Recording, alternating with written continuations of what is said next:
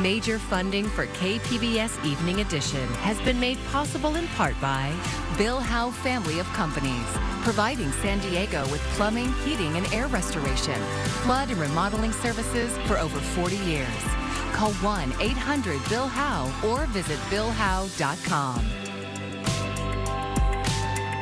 And by the Conrad Prebys Foundation, Darlene Marcos Shiley, and by the following.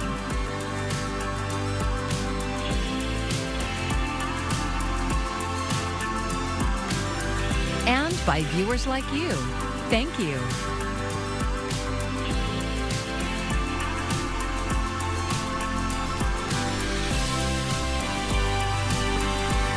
Tonight, the city of San Diego has issued an evacuation warning to people in flood-prone areas as another storm moves into our region. Thank you for joining us. I'm Maya Trabulsi. Heavy rainfall is expected to hit San Diego early tomorrow. KPBS reporter Melissa May has details on the forecast and what city officials are doing to try to keep people safe.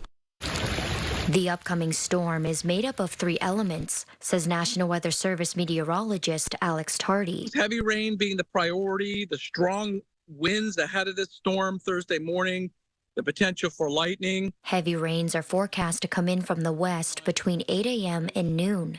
And then another patch of heavier rainfall is expected between 1 and 3 p.m. Tardy says rainfall could reach up to 3/4 of an inch an hour on Thursday. And even though that's lower than the rainfall levels last Monday, there still could be flooding. It's enough rain to cause flooding, street flooding, urban flooding, small creek flooding, and it also will send the San Diego River back up to flood stage Thursday afternoon and Thursday evening. San Diego Mayor Todd Gloria says residents in low-lying areas that aren't at risk of flooding will receive voluntary evacuation warnings by text message ahead of the storm.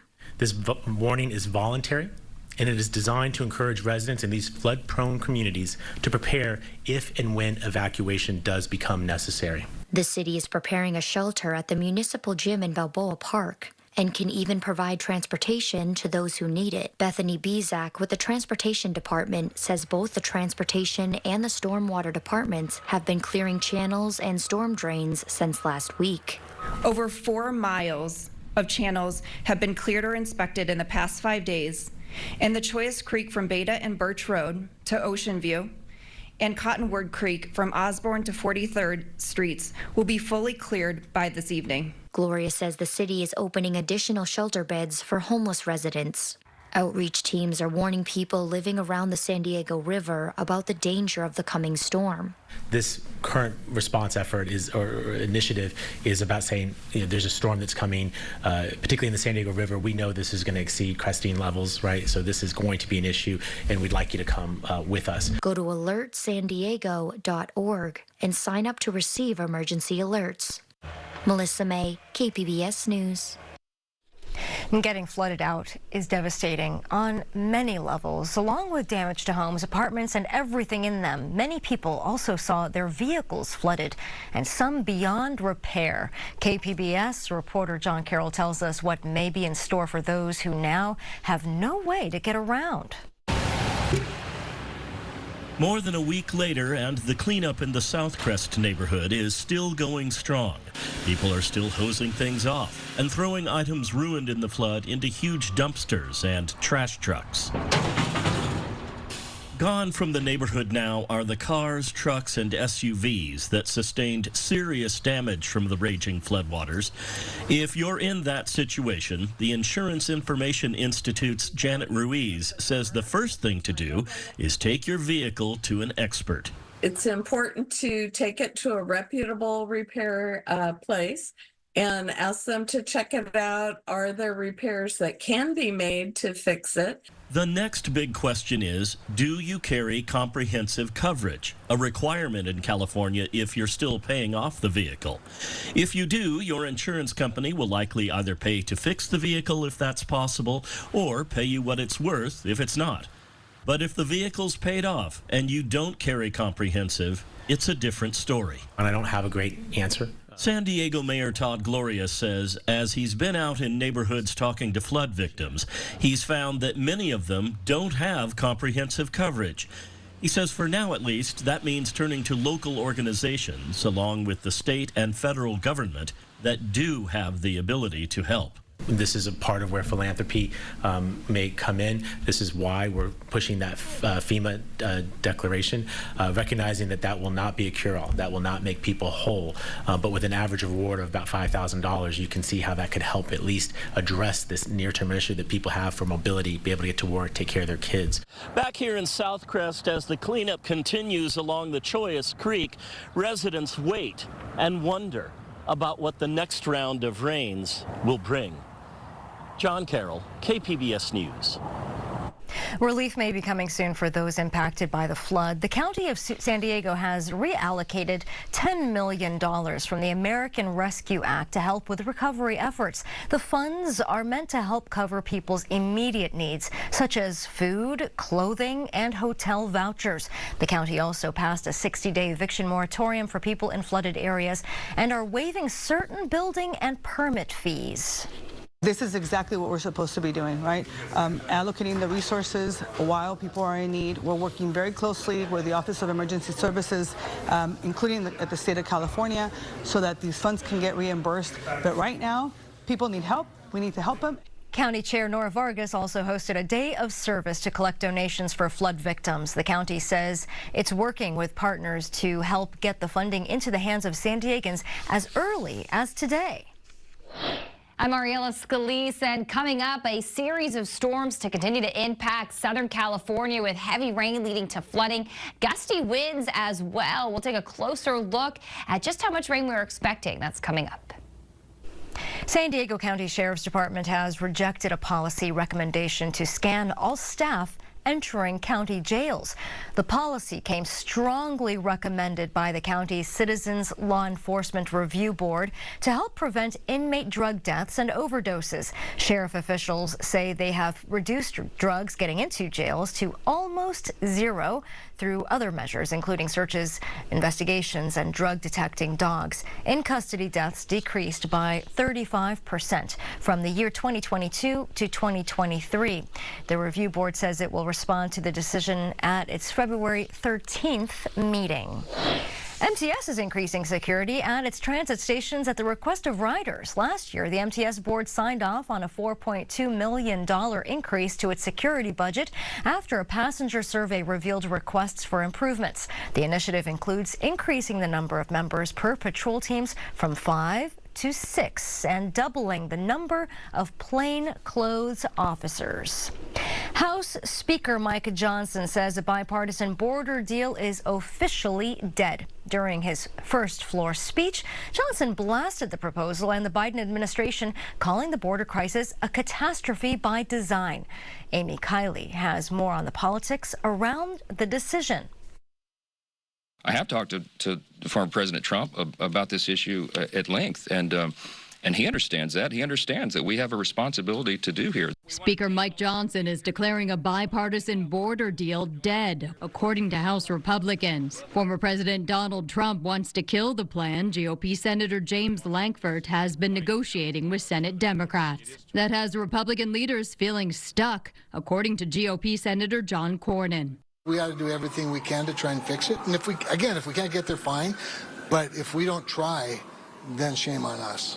Some Republicans are falling in line with Trump. They refuse to support any border legislation that doesn't meet all their demands. That's a tall order in a divided Congress. Bipartisanship is the only way that action on the border is going to happen. Republicans say President Joe Biden should use more executive actions to address immigration. Our country is experiencing a full-fledged invasion with illegal immigrants encouraged by Joe Biden's open border policies. Biden says he's done all he can without Congress. But he says the day he can sign a bipartisan bill letting him close the border, he will shut it down. I'm Amy Kiley reporting. More than 100 Chula Vista High students rallied outside the Sweetwater School District offices on Monday. KPBS reporter Corey Suzuki says they are asking the district to protect their arts program.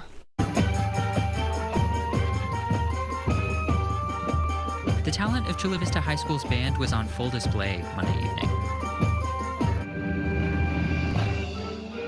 But this wasn't a concert or sports game. The band was in a parking lot outside the Sweetwater School District building, there with hundreds of students, teachers, and parents to rally support for Chula Vista High's legendary arts program. I play the flute, the piccolo. I used to be in jazz band playing bass and piano.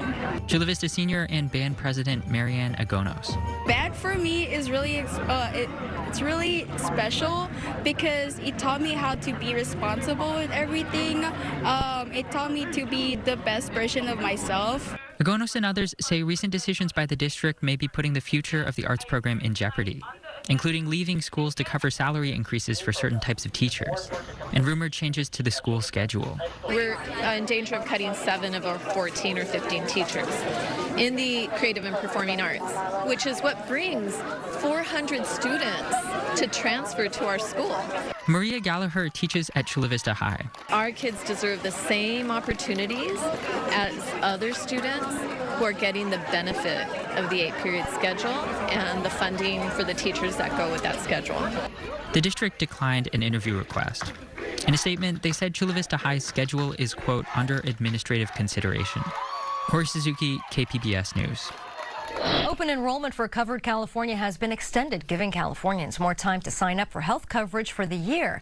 Consumers will now have until midnight next Friday, February 9th to sign up. Some consumers have reported difficulty reaching Covered California representatives and experienced longer wait times.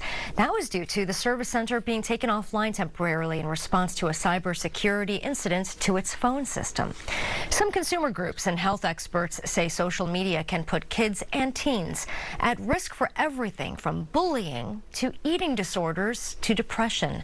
And today, lawmakers brought in 5 executives for a grilling on how they plan to make platforms safer. Here's Karen Kafa with what families need to know. This Capitol Hill hearing got pretty contentious at times, with parents and loved ones demanding accountability and lawmakers demanding action. Parents holding photos of young loved ones allegedly harmed by social media, greeting CEOs from Meta, X, TikTok, Snap, and Discord Wednesday as they arrived to testify before the Senate Judiciary Committee over potential dangers posed by their platforms.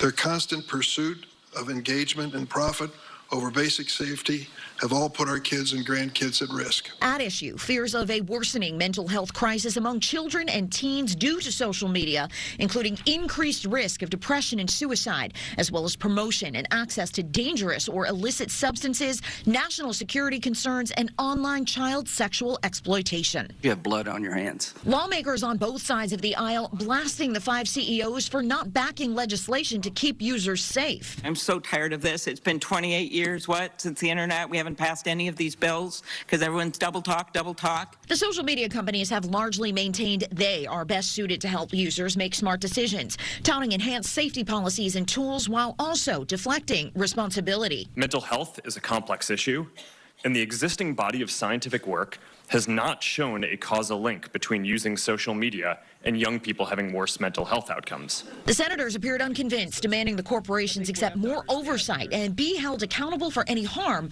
caused by their platforms.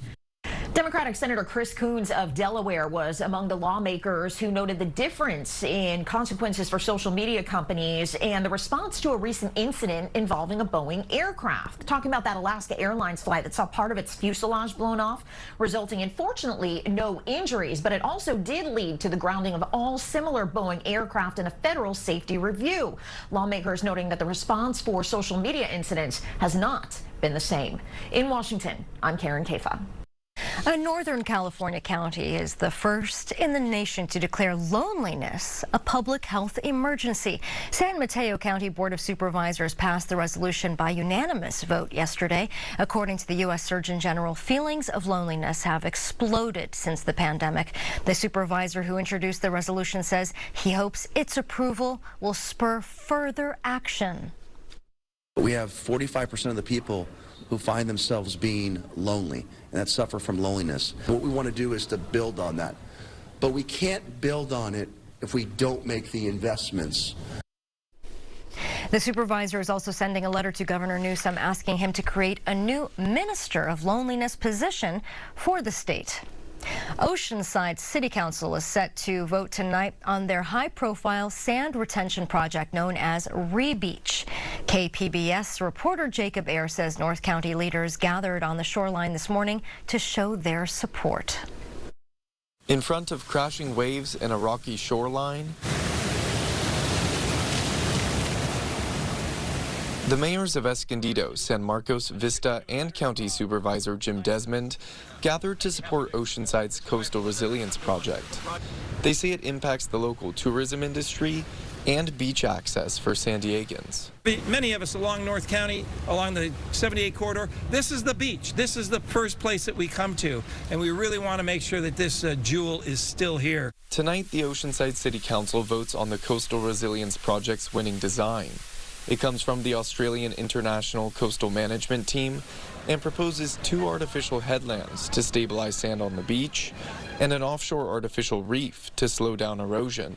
Ryan Keim is a council member and deputy mayor of Oceanside. In prior years, you could drive a lifeguard truck from the pier behind me all the way down to the border of Carlsbad, and we haven't been able to do that for a while. So it's, 2/3 of our beaches don't have dry sand at any tide. I mean, we're at a critical juncture right now.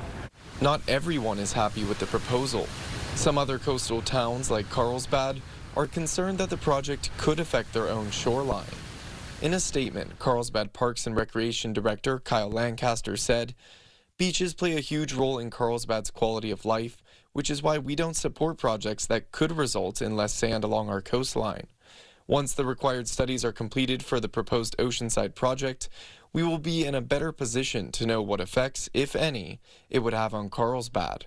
Local surfer and secretary of the Oceanside Board Riders Club, Chris Abad, wants to make the majority of Oceanside's coastline usable again. I think till probably about 2016-17, we had some accessible beach, and since then it's gone down pretty quickly.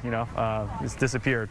Where there used to be sandy beaches here in Oceanside, it's now rocky shoreline with big waves. But tonight, City Council could advance a project that just might bring the sands back to Oceanside.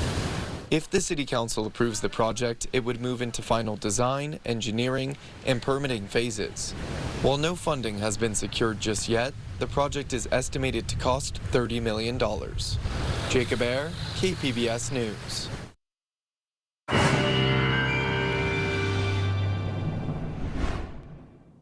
No big impacts here on the way as we watch the first fast-moving Pacific storm make its way on through, so sending us impacts through the end of the week. I do think at least the start of your weekend is dry before another storm system plows on into the west coast here, bringing a significant flood threat into Southern California.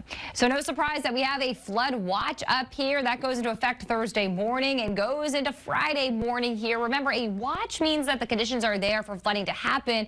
A warning means that the flooding is imminent or it's happening as we speak. And I do have concerns that the flooding is going to be a big problem here as these rounds of storms keep moving on in. So more rain tonight for Oceanside, San Diego down through Chula Vista. Meanwhile, we head a bit further inland where Borrego Springs, Mount Laguna. Things will be drier for you through tonight. Let's play this out here though as we watch the heavy rain eventually making its way into San Diego as we head into the day on Thursday. You can see at times there those heavier rain showers moving on in, impacting the morning commute tomorrow. That's 7:30 in the morning, so it's going to be a slow go here, and it does not look like the rain really comes to an end as we head into Thursday morning. And Thursday afternoon continues to show the heavy wet weather here, Oceanside, San Diego, through Chula Vista, and then even Borrego Springs, Mount Laguna. You'll be seeing that as we head into the day tomorrow. Several inches of rain expected. We're looking at 1 to 2 here around San Diego, but you head a bit farther north along the coast. Those are areas I could see closer to 2 to 4. And there's more on the way here. Another storm that's going to be impacting us as we head into Sunday and Monday. More on the flooding risk and the wind. All right, here we go. Heavy rain on the way for Thursday. More showers on Friday. Briefly drier Saturday before the next storm impacts the coast. We head further inland where you get a brief break of the rain as we head into the day on Saturday. Your 5-day outlook for the mountains shows wind and snow at times. And then we wrap things up into the desert where even those showers will be impacting you. For KPBS News, I'm Ariella Scalise. And here's another look at today's top story. City of San Diego officials are working to make sure residents are prepared for tomorrow's rain. Mayor Todd Gloria says residents in areas at risk of flooding will receive voluntary evacuation warnings by text message. Those areas include South Crest, Mountain View, Encanto, San Ysidro, Sorrento Valley, and Mission Valley. Additional shelter beds will be open to those experiencing homelessness. The city is also preparing a shelter at the municipal gym in Balboa Park. Along with homes and apartments damaged by last week's floodwaters, many people lost their cars, trucks, and their SUVs. A representative of the Insurance Information Institute says insurance companies will likely only pay out claims if you have comprehensive coverage. Mayor Gloria says his administration is pressing the state and federal government to help, along with local charities. And we will be monitoring the incoming storm. To stay up to date, be sure to visit kpbs.org/weather, and that is where we have all of our storm-related coverage, as well as links to city and county resources for flood victims. A San Diego biotech company is working with the San Diego Zoo Wildlife Alliance to decode koala genomes. KPBS environment reporter Eric Anderson says the species has a genetic issue linked to a retrovirus. These fuzzy gray animals are native to Australia, and they spend most of their day sleeping in the shade of engineered trees with cool metal roofs. Heat in the winter. They give them misters in the summertime when the temperatures get really high. Lisa Martin has cared for koalas at the San Diego Zoo for years. The facility houses the largest breeding colony of koalas outside of Australia, and it's been an eye-opening experience. They can move fast. I didn't recognize that they can jump horizontally 6 feet, and I did not recognize that they're not always cute and cuddly. They have their own personalities as well. Koalas also have an endemic health issue. A retrovirus has inserted itself into the animal's DNA, making the marsupials susceptible to a number of pernicious cancers. Almost all koalas are infected with one or more koala retroviruses, and this viral infection is a problem for koalas because it predisposes them to develop some very specific secondary diseases. Specifically, lymphoma and leukemia. Because the animals are good at hiding illness, a survival trait developed in the wild, caregivers typically don't realize an animal is sick until the cancers are advanced. Those diseases are untreatable in koalas. I and everybody on the team have struggled with the devastating effects of leukemia and lymphoma in our population. It can strike animals as young as 2.5 years old, and it's heartbreaking. Cora Singleton hopes understanding more of the marsupial's DNA will allow wildlife officials to better manage koala populations. That requires knowing more about the retroviruses and where they might be located in each individual's DNA strand. Whole genome sequencing, while it was available just a couple of years ago, was very expensive and very time-consuming, and so it wasn't within our reach. But San Diego-based Illumina says what was unattainable a few years ago is now in reach. Since that very first human genome sequence that took 10 years of a global consortia and almost $3 billion to put together, our latest sequencing platforms, the NovaSeq X, can do 48 genomes in 2 days or more, and the price point's about $200 for a whole human genome. The speed of processing, combined with the falling cost, has already resulted in sequencing of more than 90 koalas. Illumina is working to broaden the species database by sequencing tissue from both living koalas and from koalas that are long dead. They use tissue samples stored in the San Diego Zoo Wildlife Alliance's frozen zoo. Because when it comes to understanding the consequence of a genomic sequence, you really need both large numbers of genomes to tease out, when you have an A mutated to a G or you have a certain gene disrupted. It's a lot of information, so you need many samples to make a conclusion about the consequence of that DNA change. You also then need to have it coupled with the clinical information. And the zoo's Cora Singleton says her team has that clinical information. every koala in our care, we know its parents, we know its grandparents, we know its great-grandparents. And that's a really important part of this project, looking at the ancestry of these koalas. The retroviruses cannot be excised out of an animal's DNA, but understanding which DNA variations exist in an individual increases the ability to manage the animal's health. That is invaluable. We're hoping to be able to use the information that we learn from the genome and the specific places where the koala retrovirus is in the genome to understand which koalas would pair together and produce the most healthy and resilient offspring.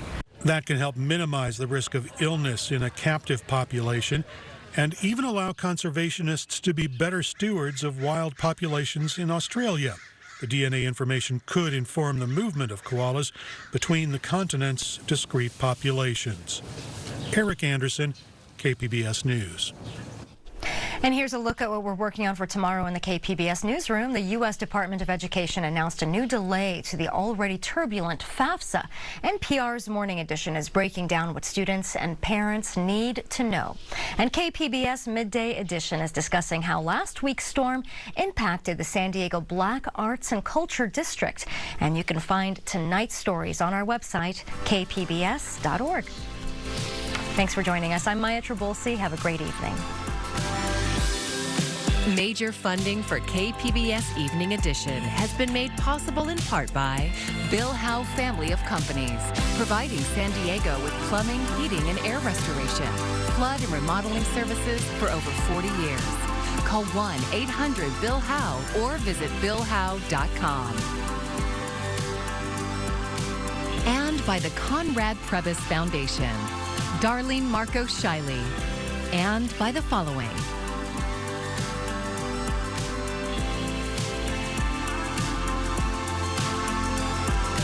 And by viewers like you. Thank you.